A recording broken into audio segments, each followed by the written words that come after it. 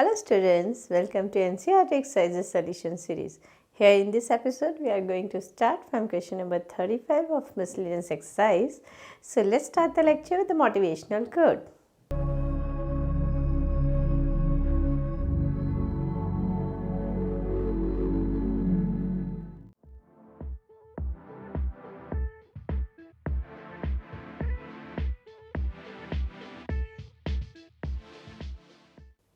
Start करते हैं question number 35 prove करना है हमें। तो मैं LHS ले लेती हूँ 0 to 1 x e raised to power x dx। यहाँ पर हम बाय पार्ट्स लगा सकते हैं।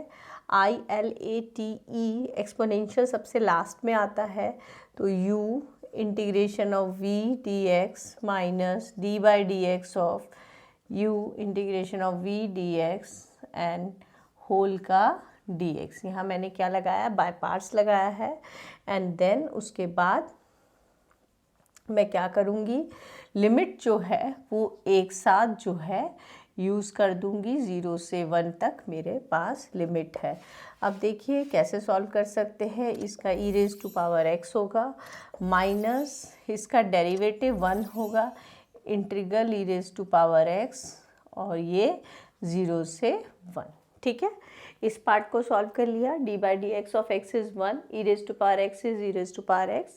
ये जो आपको dx दिख रहा है ये इस इंटीग्रल का है, ये इंटीग्रल का dx हमारा ये था।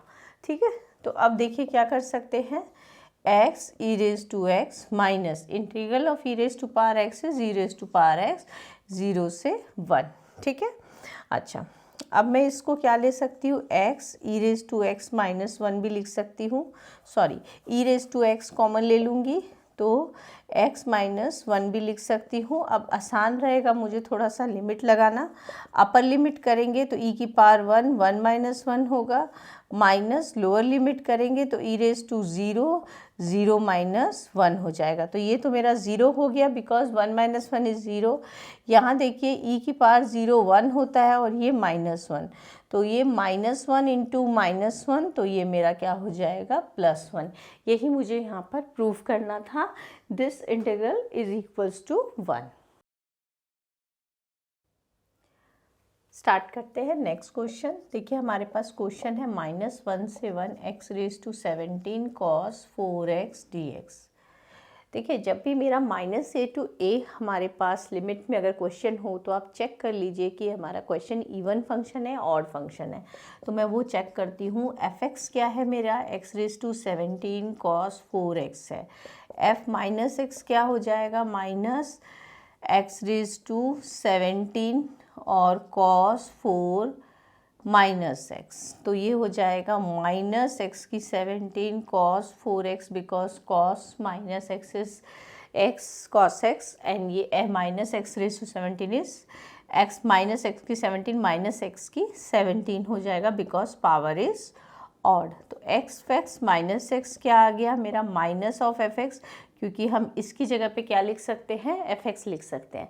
तो f of minus x is fx, therefore हम क्या कह सकते हैं, it is fx is odd function. ठीक है, तो एक प्रॉपर्टी मैं यहाँ पर यूज़ कर रही हूँ, मैंने आपको पढ़ाया है।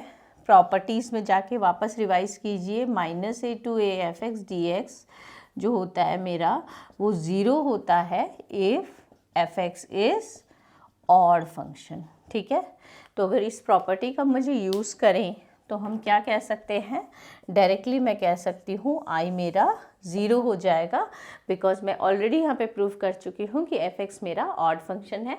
तो ये पूरा ये if this is a odd function then -a to a fx will be 0। Start करते हैं नेक्स्ट क्वेश्चन। देखिए ये क्वेश्चन भी बहुत सिंपल है। हम लोगों ने साइन क्यूब एक्स का इंटीग्रल सॉल्व किया हुआ है 7.3 एक्सरसाइज में। तो उसी तरह से बस इसका इंटीग्रल आपको सॉल्व करना है और 0 से π/2 तक उसमें लिमिट लगा के छोड़ देना है। तो अभी तक अपने आप हमारा आंसर ये इसका 2/3 जो है वो आ जाएगा। तो देखिए कैसे हम लगाएंगे, इसको करने के लिए हमें किसका फॉर्मूला याद होना चाहिए, साइन 3 थीटा। साइन 3 थीटा का फॉर्मूला होता है हमारे पास 3 sin theta minus 4 sin cube theta. तो यहाँ से साइन क्यूब एक्स की वैल्यू निकालने के लिए मुझे यहाँ पर साइन क्यूब एक्स का फॉर्मूला अप्लाई करने के लिए मुझे यहाँ पर साइन क्यूब एक्स की वैल्यू चाहिए।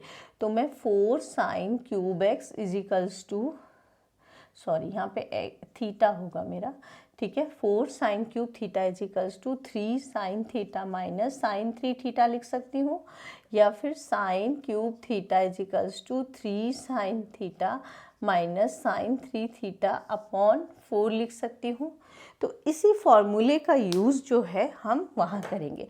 मे बी आप शायद डायरेक्टली ये मेमोराइज नहीं कर सकते हैं, बट ये तो आपका 11th स्टैंडर्ड का फॉर्मूला है, तो आपको ये लर्न होना चाहिए। 3 sine theta minus 4 sine cube theta, और यहाँ से मैंने साइन क्यूब थीटा की वैल्यू निकाल ली। तो ये इसका यूज़ मैं अब यहाँ करूँगी 0 to π/2। साइन 3x की जगह 3 साइन x लिखेंगे माइनस साइन 3x/4। अब बहुत इजी है इंटीग्रेशन करना, 1/4 बाहर निकाल सकते हैं, ठीक है। ये हो जाएगा 3 sine x dx 0 to π/2 minus 1/4 sine 3x dx 0 से π/2। ओके, नाउ 3/4 भी मैं यहाँ से बाहर निकाल लेती हूँ। साइन का इंटीग्रेशन माइनस कॉस होता है और 0 से π/2, माइनस 1/4 साइन का इंटीग्रेशन माइनस कॉस होगा, लेकिन चेन रूल से 3 का वापस से करेंगे तो 3 से डिवाइड भी करना पड़ेगा। यहाँ पर देख लीजिए, अब अपर लिमिट माइनस लोअर लिमिट लगाना है हमें, तो कैसे लगा सकते हैं। यहाँ पे माइनस को बाहर ले लेते हैं, कॉस π/2 माइनस कॉस 0, यहाँ पे भी माइनस कॉमन ले लेते हैं तो प्लस हो जाएगा। इनफैक्ट 3 भी कॉमन ले लेते हैं तो 12 हो जाएगा, 3 4 ज़ा 12। अब यहाँ पे हम लगाएंगे कॉस 3 π/2 माइनस कॉस 0, राइट। तो अब देखिए यहाँ पर क्या कह सकते हैं हम, माइनस 3/4, ये मेरा कॉस π/2 क्या होता है 0 एंड कॉस 0 1 होता है, प्लस 1/4 साइन 3π/2 0 होता है एंड कॉस 0 1 होता है। तो अब ये हो गया मेरे पास माइनस 3/4 और माइनस 1, तो ये मेरा 3/4 हो गया इधर, ठीक है। और ये मेरे पास क्या हो गया माइनस 1/12, माइनस 1/12। डिनोमिनेटर सेम करूँगी मैं, 3 से मल्टीप्लाई 3 से डिवाइड, ठीक है। तो यहाँ पे मेरे पास आ जाएगा ये 12, 9 माइनस 1/2, ठीक है। तो ये मेरा हो गया 8/12, और जिसको मैं क्या लिख सकती हूँ 2/3। ओके, सो आई मेरा आ गया 2/3। बहुत सिंपल क्वेश्चन था, सिर्फ मैंने यहाँ पर क्या किया, साइन क्यूब एक्स का फॉर्मूला लगा के एंड देन अलग अलग उसको सॉल्व किया, इंटीग्रेट किया, and then upper limit minus lower limit लगा के मेरा फाइनल आंसर आ गया। स्टार्ट करते हैं नेक्स्ट क्वेश्चन। तो देखिए हमारे पास ये क्वेश्चन है 0 से π/4 to tan cube x dx। इसका मुझे सिर्फ इंटीग्रल सॉल्व करना है। 0 से π/4, इसको मैं tan x into tan square x ले लेती हूँ। क्या फ़ायदा होगा इससे, देखिए क्या बेनिफिट मिलेगा। इसको मैं tan x और इसको मैं sec स्क्वायर एक्स माइनस 1 लिख के अलग अलग स्प्लिट कर लूँगी, ठीक है। तो ये tan x sec square x हो जाएगा dx 0 to π/4, एंड ये मेरे पास हो जाएगा, क्योंकि 2 इसके साथ भी मल्टीप्लाई है, 2 tan x 0 to π/4 dx, right. अब देखिए ये मेरा अलग अलग इंटीग्रल हो गया, दोनों को मैं अलग अलग सॉल्व करूँगी, ठीक है। क्योंकि यहाँ पर अगर इसको t लेती हूँ तो ये मेरा पूरा dt बन रहा है, राइट। तो अलग अलग सॉल्व करके अगर मैं दिखाऊंगी तो उसको आपको आसानी से समझ आ जाएगा, इसलिए मैं अलग अलग ही इसको सॉल्व कर लेती हूँ। सो I1 मेरा है 2 0 से π/4 tan x sec square x dx, ठीक है। पुट कर लेते हैं यहाँ पर tan x को t, तो क्या हो जाएगा, देखिए मेरा यहाँ पर dt/dx हो जाएगा मेरा sec स्क्वायर एक्स, और dt upon sec square x हो जाएगा मेरा dx, राइट। लेकिन यहाँ पर क्योंकि डेफिनेट इंटीग्रल है तो लिमिट भी चेंज होगी, तो मेरा लिमिट क्या हो जाएगी, tan 0 से tan π/4 तक, यानी t कितना हो जाएगा मेरा 0 to 1, और ये I1 मैं सॉल्व कर रही हूँ, 2 मेरा साथ में है, और ये tan x मेरा t है sec² x, और dx की जगह पे मैंने dt/sec² x पुट कर दिया। ठीक है, ये आपको बहुत सिंपल तरीका है, बहुत इजीली समझ आ रहा होगा कि हम लोग क्या कर रहे हैं। अब इसका इंटीग्रेशन नॉर्मल कर दीजिए, 2t²/2, तो ये I1 मेरे पास सिर्फ क्या आ गया, 0 से 1, तो ये आ गया मेरा t², 0 से 1, तो I1 मेरा 1 - 0, या फिर सिंपल कह सकते हैं I1 मेरे पास क्या आ गया, 1 आ गया। अब इसी तरह से मैं I2 सॉल्व करूँगी। I2 के लिए मुझे सब्स्टिट्यूशन मेथड रिक्वायर्ड नहीं है, क्योंकि मैं tan x का डायरेक्टली भी पुट कर सकती हूँ, नहीं तो tan x को sin/cos कीजिए एंड cos x को t पुट कर लीजिए, आ जाएगा।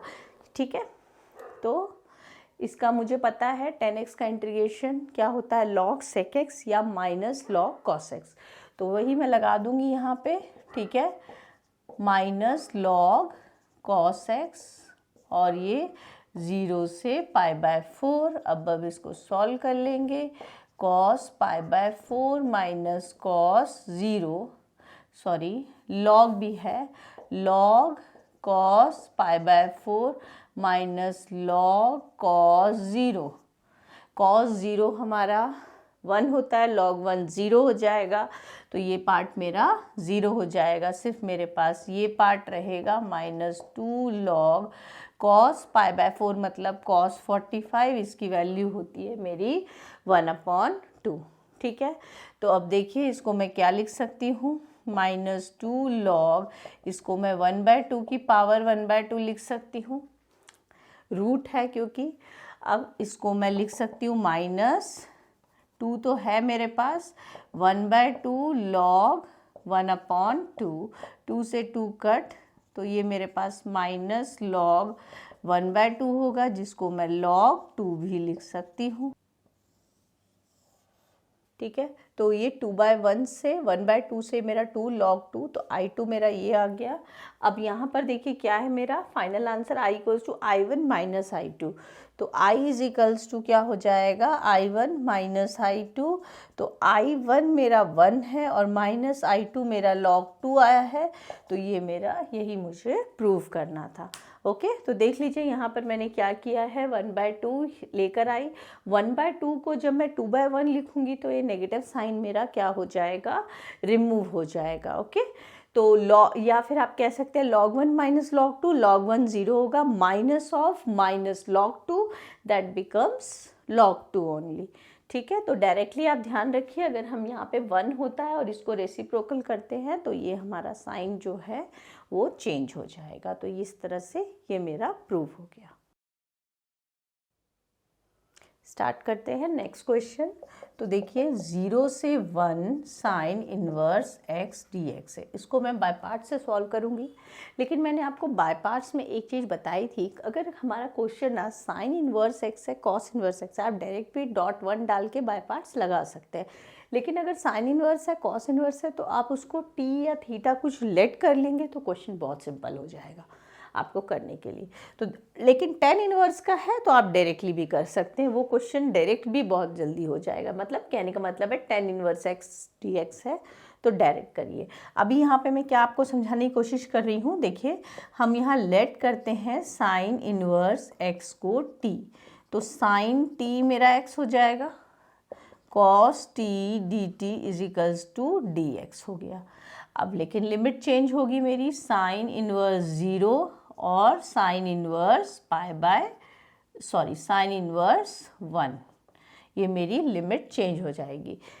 x मेरा 0 है और x मेरा 1 है, तो t मेरा साइन इनवर्स 0 0 होता है और साइन इनवर्स 1 π/2 होगा, तो लिमिट जो होगा मेरा 0 से π/2 हो जाएगा।